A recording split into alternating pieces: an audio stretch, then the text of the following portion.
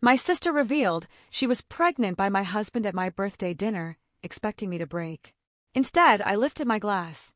I exposed the fertility test results he got last month.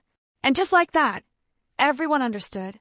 Have you ever been so utterly, completely betrayed that it felt like the world just tilted on its axis and everything you thought was real shattered into a million pieces? I thought I knew what heartbreak felt like, but nothing prepared me for the moment my sister announced she was pregnant with my husband's baby at my own 30th birthday dinner. You know, they say revenge is a dish best served cold, but I prefer mine with a smile, chillingly delivered. That's what I kept telling myself. Anyway, sitting there at the head of the table in LeBlanc, the champagne flute sparkled, catching the light like tiny, deceitful stars. My husband, René, had his hand on my shoulder, that possessive grip that used to make me melt. "To my beautiful wife," he'd said, his voice dripping with that old charm. "Happy birthday, darling." My sister, Rose, shifted in her seat. Her perfectly manicured fingers were fidgeting with her water glass. She hadn't even touched her champagne. That should have been my first clue, right? If I hadn't already known what was coming, I mean. Rose couldn't wait. Just as everyone was about to raise their glasses, she blurted it out. "I have an announcement to make." My mother, Linda, just beamed, practically glowing with pride. Of course, she knew. My mother always knew everything about Rose first. "I'm pregnant," Rose declared, her voice ringing out in the private dining room.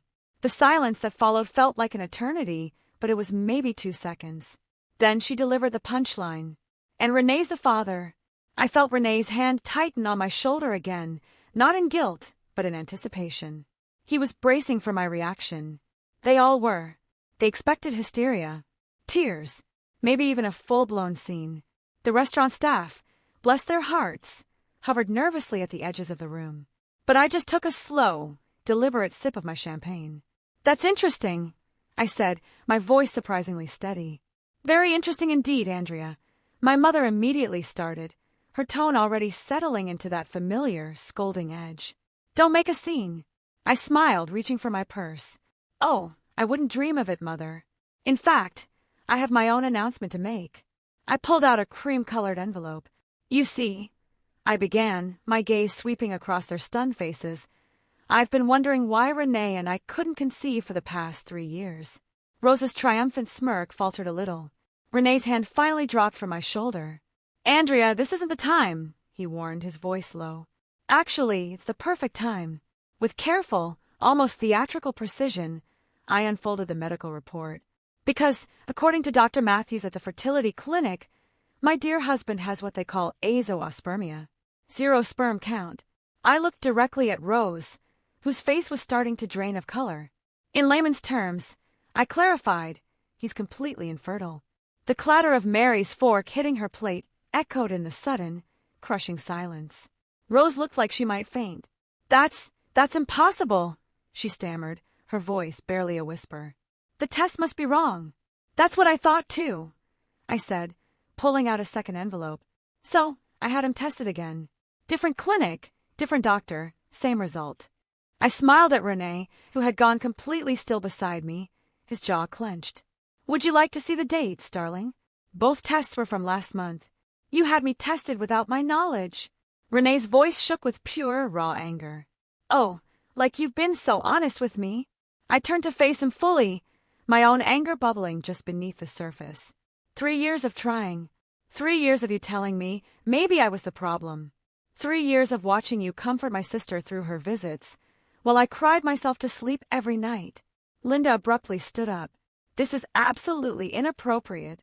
"No, Mother. What's inappropriate is your precious Rose sleeping with my husband and then trying to pass off someone else's baby as his." I stood up, gathering my purse, a cold, fierce calm washing over me. "So, here's what's going to happen. I'm going to walk out of here with my dignity intact. And you too." I looked between Rose and René, "can figure out how to explain to everyone why you lied." René grabbed my arm as I turned to leave. "That test, it was wrong, wasn't it?" I leaned in close enough to smell his cologne, the same cologne I'd smelled on Rose's jacket last month. "Oh no, darling," I whispered, pulling my arm free. I double-checked. Twice. and I have so much more proof where that came from. As I walked toward the door, Rose's voice cracked behind me. Andrea, wait. I can explain. I paused at the doorway, turning back one last time. Save your explanation for your baby's real father, Rose. I'm sure he'd love to hear it. The last thing I saw as I walked out was Mary pulling out her phone.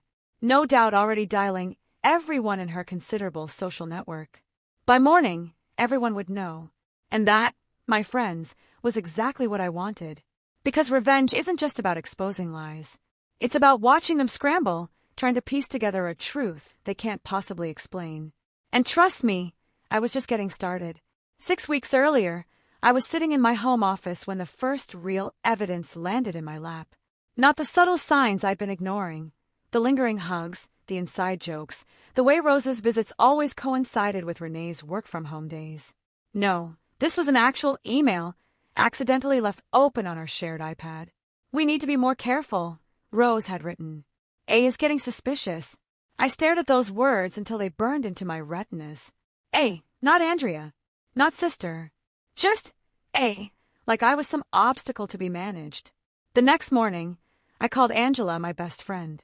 I need you to meet me for coffee, I said, and I need you to not ask questions until we're face to face. 20 minutes later, we were tucked into a corner booth at Cafe Luna, far from prying ears. Show me again, Angela said, squinting at the email on my phone. This could mean anything, right? Look at the timestamp. I replied, my voice tight. 11:47 p.m. Why is my sister emailing my husband at midnight? Angela's face hardened. What are you going to do? First, I said, stirring my untouched coffee, I'm going to visit Dr. Matthews. Remember how Renee insisted on handling all the fertility appointments? How he always came back with vague explanations about keeping trying? You think he was lying about the results? She asked, aghast. I think I'm done letting other people tell me what's true. Dr. Matthews' office was exactly as I remembered, sterile, professional, with that faint antiseptic smell. The receptionist recognized me immediately. Mrs. Jensen, we haven't seen you in months. I need copies of all our test results, I told her, my voice firm. Everything you have on file for both me and my husband. She hesitated. Usually Mr. Jensen handles all the paperwork. I'm aware, I cut in, channeling Rose's sweet manipulation tactics. But as his wife and patient, I have a legal right to access our medical records. Unless there's some reason I shouldn't see them. 15 minutes later, I was in my car, hands shaking as I read through the files. My results were normal, had always been normal. But Renee's? There were no results, no tests, nothing. He never took them. I told Angela later that day. 3 years of trying, and he never once got tested. That bastard, Angela whispered. But why? Control, I said simply. As long as we were trying, he had an excuse for everything. My depression, just hormone treatments, my suspicions, baby stress, my isolation, doctor's orders to avoid stress. I pulled out my planner, the one Renee always teased me about. So I made an appointment, told him it was a romantic dinner, had him drink champagne laced with sleeping pills. Angela's eyes widened. Andrea, don't worry, I assured her. Perfectly safe dose. Just enough to make him sleep deeply while the clinic ran their tests. That's when I got the first results. And the second test?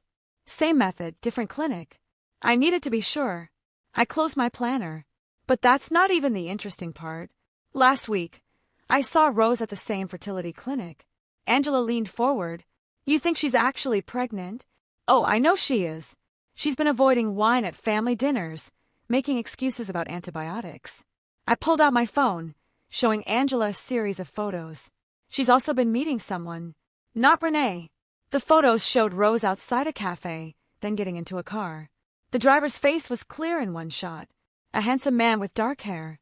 His name is Ricky, I said. Her ex from college. I found him on social media.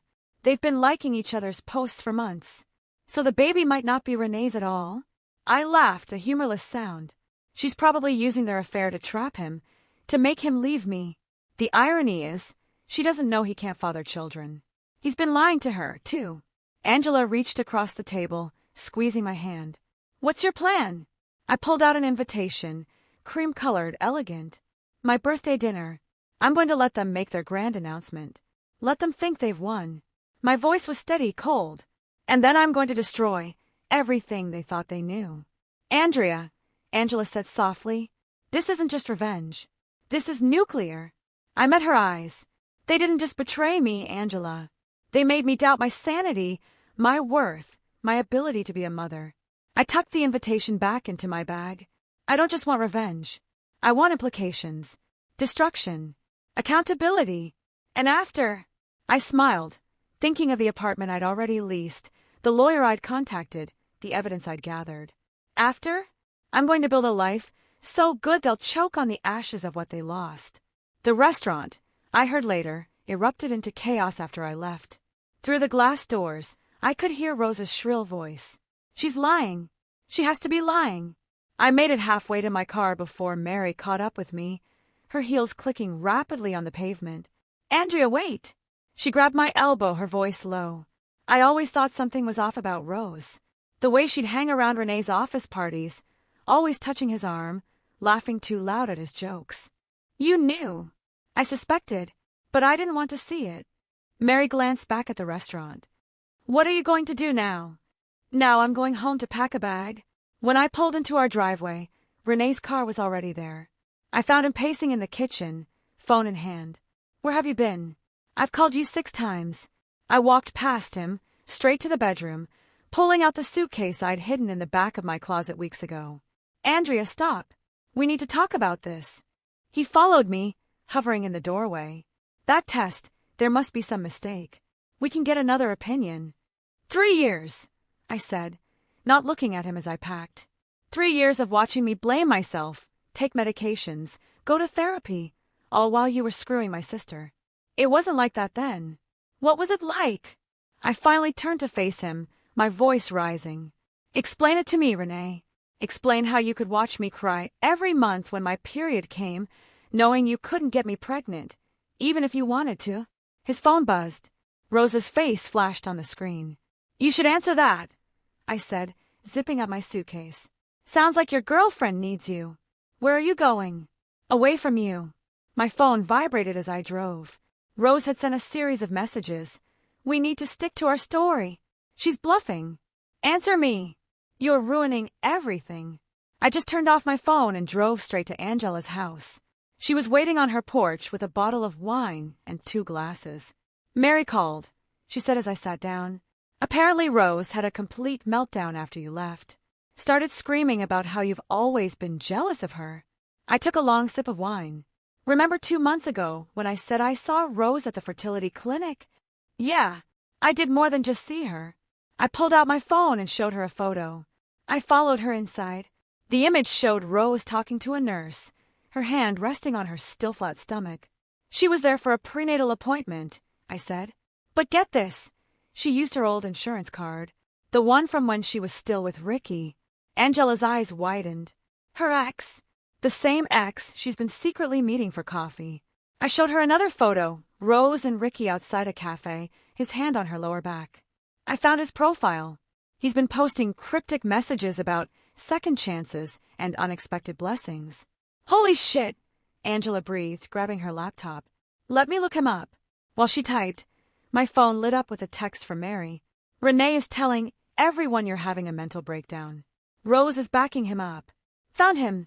Angela turned the screen toward me. Look at his social media. There it was, a hidden folder on Ricky's profile. Photos of him and Rose from various dates over the past few months, carefully untagged but not deleted. The timestamps, Angela pointed out, these are from right around when she would have gotten pregnant. My phone buzzed again. This time it was my mother. Andrea, she said when I answered, her voice tight with anger. What you did tonight was unforgivable.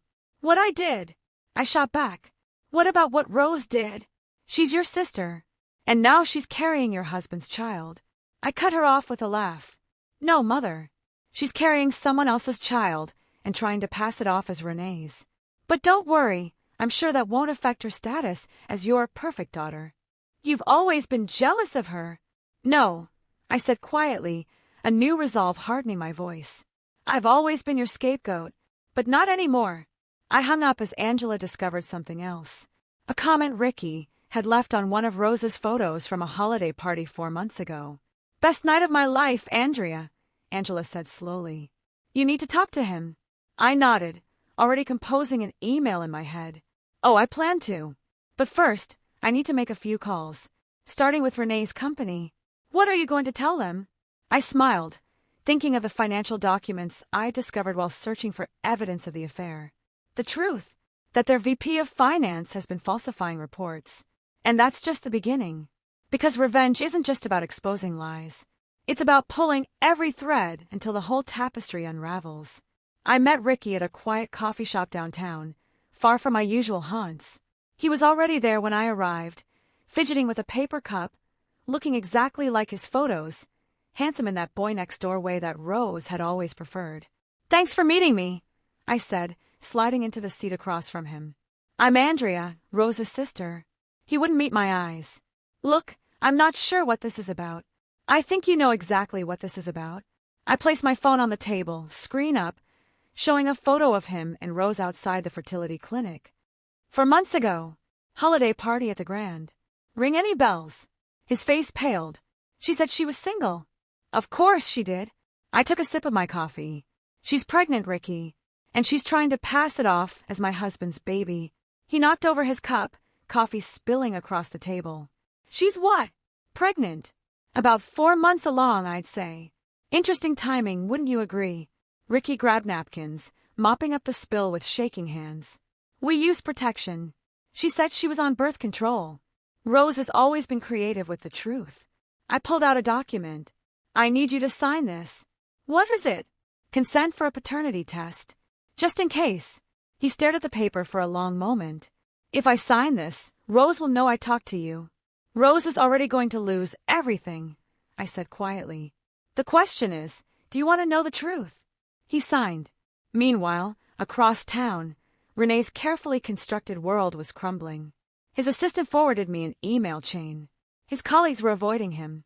His boss was reconsidering his position, and the board had called an emergency meeting. I'd sent them an anonymous tip about the falsified reports, along with copies of his fertility tests and a carefully worded suggestion about trustworthiness. My phone buzzed with a text from Angela. "Rose just showed up at your mom's house. Full waterworks." I drove there, parking across the street. Through the living room window, I could see Rose sobbing on the couch, my mother patting her hand. The perfect victim, as always. I walked in without knocking. "How dare you?" Rose sprang up, mascara streaking her cheeks. "You're trying to ruin my life." "You ruined your own life," I said calmly. "I'm just exposing the truth." "Truth?" My mother stood up. "The truth is you're trying to hurt your sister because you couldn't keep your husband happy." "Really, Mother? That's your take? That I somehow forced Rose to sleep with my husband?" "You were always so cold," Linda spat. "So focused on your career. What did you expect?" I laughed, the sound sharp and bitter. "I expected my sister not to be a whore. I expected my husband not to be a liar. I expected my mother to have a spine." "Get out!" Rose screamed. "Get out of my house." "Your house?" I raised an eyebrow. "You mean the house Renee bought for Mom, using money he embezzled from his company? That house?" The color drained from both their faces. "What are you talking about?" Linda whispered. "Oh, you didn't know? Renee's been cooking the books for years, using company money to fund his little projects, including this house." I smiled. "The board is meeting right now to discuss it." My phone pinged. An email from the testing facility. "Paternity result match confirmed. Ricky Bowen. Perfect timing. Would you like to know who really got you pregnant, Rose?" I said, opening the attachment. She lunged for my phone, but I held it out of reach. "Don't worry. Everyone will know soon enough. I'm sure Ricky will be thrilled to hear he's going to be a father." "You bitch!" Rose swung at me, but I stepped back. "You're lying. Like you lied about the baby being Renee's. Like you lied about being on birth control with Ricky. Like you've been lying your entire life." Linda grabbed my arm. "Stop this. Stop it right now." I pulled free. "No, Mother. I'm done stopping. I'm done being quiet. I'm done watching Rose destroy everything she touches while you clean up her messes." "I'll deny it," Rose hissed, her voice shaking. "No one will believe you." "They already do." I headed for the door, pausing. By the way, Renee's company just called. They're freezing all his assets, including this house. You might want to start packing. As I walked to my car, I could hear Rose's screams through the open window. But for the first time in my life, they didn't make me feel guilty. They made me feel free. The family brunch was my idea. I sent out a group text suggesting we all meet to talk things through civilly. Angela thought I was crazy, but she didn't see the little smirk on my face when everyone agreed. I chose the country club, neutral territory, with plenty of witnesses. More importantly, it had an excellent audio-visual system for presentations. Rose arrived first, wearing a flowing dress that highlighted her small baby bump. She'd clearly been crying, but her chin was lifted in defiance. "I'm only here because Mom insisted," she said, sliding into her seat. "Of course you are." I smiled, watching the others file in. My mother, Mary, Renee, even a few extended family members who'd heard about the drama. "Andrea," Renee started, "can we talk privately first?" "Oh no, darling. Everything I have to say, I'll say in front of everyone." Once everyone was seated, I stood up, smoothing my dress. "I want to apologize for my behavior at my birthday dinner." Rose's face lit up with vindication. My mother nodded approvingly. "I shouldn't have exposed your lies so abruptly," I continued. "I should have been more thorough." Before anyone could respond, I pulled out a remote and clicked it. The club's large TV screen flickered to life. "What is this?" Rose demanded. "This," I said, a cold satisfaction spreading through me, "is the paternity test results I received yesterday." The document appeared on screen, highlighting the match between Ricky and Rose's unborn child. "Congratulations, sister. Ricky's going to be a daddy." The room erupted. Rose jumped up, knocking over her water glass. "You can't do this." "I already did." I clicked again. Photos of Rose and Ricky appeared. Their secret meetings, the fertility clinic visits, the holiday party. "You remember Ricky, don't you, Renee? Rose's ex, who she was sleeping with while trying to trap you." Renee stood up so fast his chair fell backward. "You told me he was out of the picture." "She tells everyone what they want to hear," I said calmly. "Just like you told me I was the reason we couldn't have children." "Andrea, stop this immediately." My mother's voice shook with rage. "Why?" "Because it's embarrassing. Because it ruins your perfect image of your perfect daughter." I clicked again. Bank statements appeared on screen. "Speaking of ruined images, let's talk about how Renee paid for your house, Mother." Linda went pale. "What? Company funds?" I explained. "Embezzled, of course. Along with the money he's been funneling to Rose for her pregnancy needs. Though I suppose sleeping with two men at once can get expensive." Rose lunged at me, but Mary caught her arm. "Don't," Mary warned. "You've done enough damage." "Me?" Rose screamed. "She's the one destroying everything." "No, Rose. You destroyed everything the moment you thought you could take what was mine." I turned to Renee. "By the way, your company's legal team wants to meet with me tomorrow. Something about being a material witness." Renee sank into his chair, head in his hands. His carefully constructed world was crashing down around him. "You've lost your mind," my mother said, but her voice wavered. "Actually, I finally found it." I clicked one last time. A video began playing. Rose and Renee, in his office, planning how to tell me about the pregnancy. Planning how to break me. "How did you get that?" Renee demanded. "You really should change your email password, darling. And check your office for recording devices." I gathered my purse. "Oh, and Rose, Ricky's lawyer will be contacting you. Something about fraud and emotional damages." "I'll deny everything," she hissed. "With what proof?" "The paternity test is legally binding. The financial records are clear. The video speaks for itself." I smiled. "But please, try to deny it. I'm sure the media would love to hear your side." "The media?" Rose's voice cracked. Did I forget to mention Mary's been live-streaming this whole conversation to her social media? I looked at Mary, who subtly held up her phone. "Still recording. Say hi to your followers, Rose." Rose's face crumpled as she saw the comments flooding in. "You thought you loved center stage, didn't you?" I said softly. "How's the spotlight feeling now?" My phone buzzed. Renee's company calling again. I answered on speaker. "Mrs. Jensen, this is Howard from legal. We need to discuss some irregularities in your husband's financial documentation." "Of course," I said, watching Renee's face drain of color. I'll bring everything I have to our meeting tomorrow. I hung up and faced my shattered family one last time. I'd love to stay and chat, but I have a meeting with my lawyer. Divorce papers don't file themselves. As I walked out, I heard Rose collapse into sobs, my mother's frantic attempts to comfort her, and Mary's quiet voice still narrating to her followers. But I didn't look back. I didn't need to. The truth was finally out, and it was more devastating than any lie they could have told. My mother showed up at my temporary apartment the next day, uninvited and unannounced. She looked older than I'd ever seen her, the weight of scandal aging her overnight. "We need to talk about what you've done," she said, pushing past me into the living room. "What I've done?" I closed the door quietly. Not what Rose did, not what Renee did. My actions. "I always feared you'd inherit your father's coldness." She sat down, smoothing her skirt with trembling hands. "This calculated revenge, it's exactly what he would have done. Don't you dare compare me to him." I remained standing. "He abandoned us. I'm protecting myself. And by the way, by destroying your sister's life, or your husband's career, they destroyed themselves.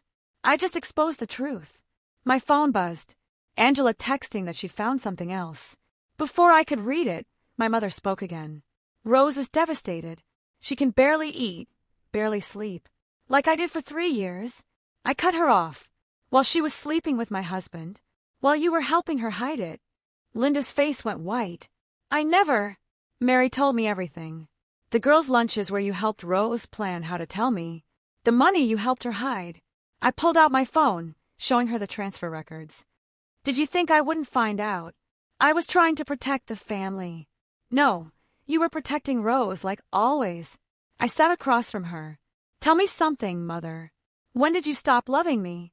Don't be dramatic. Was it when Dad left? When I refused to play the perfect daughter role? Or was it when I started succeeding without your help?" The silence stretched between us until Angela burst through the door, waving papers. "Andrea, you need to see this." She stopped short at the sight of my mother. "Sorry, I didn't know." "It's fine," I said. "What did you find?" Angela glanced at Linda before continuing. "Renee took out a loan in your name. $50,000, transferred to Rose's account 3 months ago." My mother's sharp intake of breath confirmed what I'd suspected. "You knew about this too, didn't you?" "Rose needed help," Linda whispered. "The fertility treatments, the prenatal care." The fertility treatments she didn't need because she was already pregnant by someone else? I laughed bitterly. Or the prenatal care she charged to Ricky's insurance? Angela handed me the loan documents. "There's more. The bank is investigating fraud. They froze all joint accounts." "Good." I turned to my mother. "You should probably warn Rose. Her credit cards might stop working soon." Linda stood up, swaying slightly. "You're going to regret this vindictiveness." "No, Mother. I regret the years I spent trying to please you. I regret believing Rose could change. I regret trusting Renee." I opened the door. "But this, I'll never regret." After she left, Angela poured us both a glass of wine. "You okay?" I stared at the loan documents, feeling the weight of years of deception pressing down on me. "No, but I will be." My phone rang. Ryland, my lawyer. "Andrea, we need to meet now." An hour later, I sat in his office, listening as he laid out the extent of Renee's financial fraud. "It's worse than we thought," Ryland said, spreading documents across his desk. "He's been embezzling for years, using company funds for personal expenses, falsifying reports. And the loan he took out in your name? We can prove fraud. Your signature was forged." He leaned back. "The company wants to press charges. They're asking for your cooperation." I thought about Renee's smug face every time he dismissed my concerns, about Rose's triumphant smile at my birthday dinner, about my mother's constant defense of their betrayal. "What do you need from me?" "Everything. Emails, texts, financial records." Ryland smiled grimly. "They want to make an example of him." "Good." I pulled out a USB drive.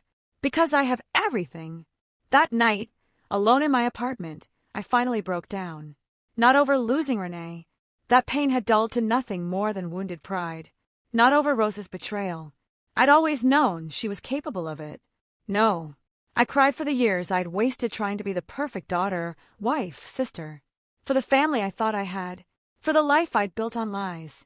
My phone lit up with a text from Angela. Turn on the news. There it was. Renee's company announcing an internal investigation into financial fraud. Rose's social media accounts going dark after a flood of negative comments. My mother's country club membership being reviewed due to recent events. The carefully constructed facade was crumbling, and beneath it lay the ugly truth. They had all chosen their roles in this drama. Now they had to face the consequences of their performance. The security alarm woke me at 3 a.m.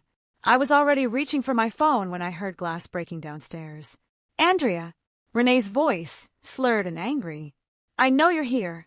I pressed the emergency button on my phone, the one Ryland had insisted I install after filing the restraining order. Then I called Angela. He's here, I whispered. Renee broken. Police are on their way, she said. Don't engage. Stay in your room. But Renee was already stumbling up the stairs, his footsteps heavy and uneven. You ruined everything, he shouted. My job, my reputation, your ability to steal money. I called back, grabbing the baseball bat I'd started keeping by my bed. Your chance to play happy families with my sister. He appeared in my doorway, disheveled and reeking of alcohol. You think you're so smart, he sneered. But you're just a cold, bitter woman who couldn't keep her husband happy. And you're just a pathetic thief who couldn't keep it in his pants. I held the bat ready. Get out before the police arrive. He lunged forward, but years of drunken behavior had slowed his reflexes. I dodged easily, bringing the bat down on his knee. He howled in pain, crumpling to the floor just as police sirens wailed outside. You broke the restraining order, I said calmly, watching him writhe. That's going to look great in court. The police burst in moments later, weapons drawn. Renee was still cursing as they cuffed him, reading him his rights over his drunken protests. You'll want to add breaking and entering to the charges, I told the officers, pointing to my security cameras. I have it all on video. The next morning, Angela arrived with coffee and news. Rose's influencer status is tanking. She's lost half her followers overnight. How tragic, I said, scrolling through the headlines. Maternity queen Rose Holland exposed in family scandal was trending. She's been trying to damage control, Angela continued, claiming it was all a misunderstanding, that you're mentally unstable. Is that why she's been hiding from Ricky's lawyers? I showed her an email from Ryland. They're filing a civil suit. Apparently lying about paternity for financial gain is frowned upon. My phone buzzed. A text from Mary. Rose just tried to get into the country club. They revoked her membership. She had a meltdown in the lobby. Your sister always did love an audience, Angela said. Speaking of audiences, I pulled up a local news website. Renee's arrest was front-page news, complete with his mugshot and details of the financial investigation. Have you heard from your mother? She's been calling nonstop. I showed her my blocked calls list. Probably wants me to drop the charges against Renee. Save the family name. Some family. I decided to end this chapter where it began, at the cafe where I'd first seen Rose meeting Ricky. She was already there when I arrived, looking smaller somehow, her designer clothes replaced with plain maternity wear. Come to gloat? She asked as I sat down. No. I came to give you this. I handed her a gift bag. She opened it cautiously, pulling out a pacifier wrapped in newspaper clippings about her scandal. Her face crumpled. Why are you doing this to me? Because you need to understand something, Rose. I leaned forward. This isn't about revenge anymore. It's about consequences. Every choice you made, every lie you told, led to this moment. I never meant. Yes, you did. You meant to steal my husband. You meant to pass off another man's child as his. You meant to destroy my life. I stood up. But here's the thing about destruction, Rose. Sometimes it rebounds. I hate you, she whispered, tears streaming down her face. No, you hate yourself. And that's not my problem anymore. I dropped a manila envelope on the table. By the way, Ricky's lawyers asked me to give you this. They're seeking full custody once the baby's born. Her sobs followed me out of the cafe, but I didn't look back. I didn't need to see her pain to know it was real. My phone buzzed one last time. A message from Ryland. Renee is pleading guilty to all charges. The company wants to settle. 7 figures. I smiled, thinking of a new life waiting for me. The freedom I'd fought for. The peace I'd finally found. Because sometimes the best revenge isn't just exposing the truth. It's watching karma do its work while you walk away clean. The moving truck pulled away from my new apartment, leaving me alone in a space that was finally completely mine. Sunlight streamed through floor-to-ceiling windows, warming the hardwood floors. No traces of Renee, no echoes of Rose, just peace. My phone buzzed. Angela, arriving with housewarming wine. "This place is gorgeous," she said, taking in the view of the city. "How does it feel?" "Like freedom." I uncorked the bottle. "Did you see the news about Renee's sentencing? 8 years seems light considering what he stole." "The money wasn't the point." I handed her a glass. "It was the lies, the manipulation, the way he made me doubt myself for years." Speaking of manipulation, Angela pulled out her phone. "Rose had her baby yesterday." "I know. Ricky's lawyer called me." I smiled. DNA test was done immediately. He's filing for full custody, given her unstable behavior and history of fraud. Your mother must be thrilled. Wouldn't know. Haven't spoken to her since she tried to bribe me to drop the charges against Renee. I sat on my new couch, running my hand over the soft fabric. She chose her side. Now she can live with it. The doorbell rang. Mary, carrying a plant in a thick envelope. "Thought you might want to see this," she said, handing me the envelope. Renee's sister sent it. She found these while cleaning out his office. Inside were photos, me and Renee in happier times, family gatherings, holidays. At the bottom was a letter from Rose to Renee, dated 3 years ago. "She's too focused on her career. Too cold. You deserve better. We deserve better." "They were planning this for years," I said quietly. "And now they have nothing," Mary replied. "Renee's in prison. Rose lost her baby to Ricky. Your mother's house is being seized as part of the settlement. Karma's quite the architect," Angela mused. My phone lit up with a text from Ryland. "Settlement check cleared. You're officially a very wealthy woman. What will you do with it?" Mary asked. "Already done."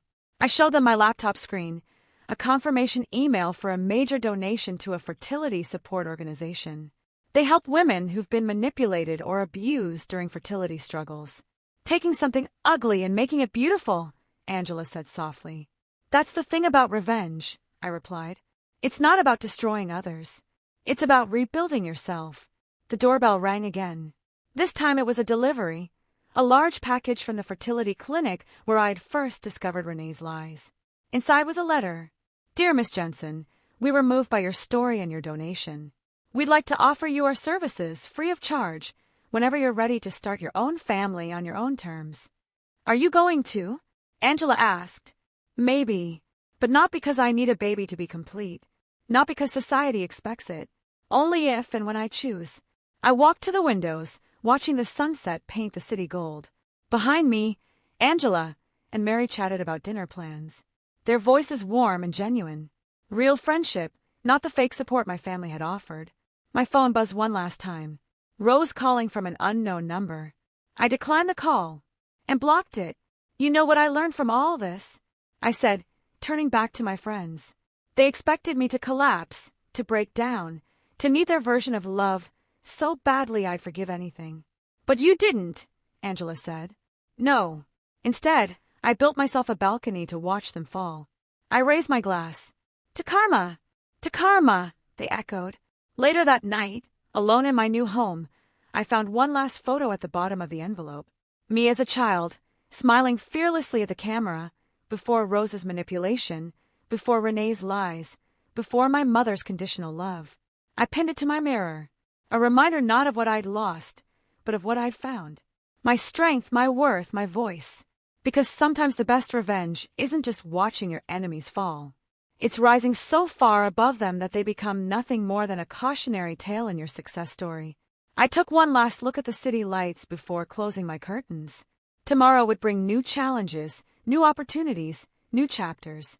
But tonight, in this space I'd carved out of their destruction, I was finally completely at peace. Not because they'd lost everything, but because I'd found myself. This whole ordeal taught me so much about strength, betrayal, and finding your own voice. I'm curious, if you've ever faced a moment of ultimate betrayal like this, what did you do? How did you pick yourself up and rebuild? Share your stories, or just tell me what you thought of mine in the comments below. I'm really eager to hear from all of you.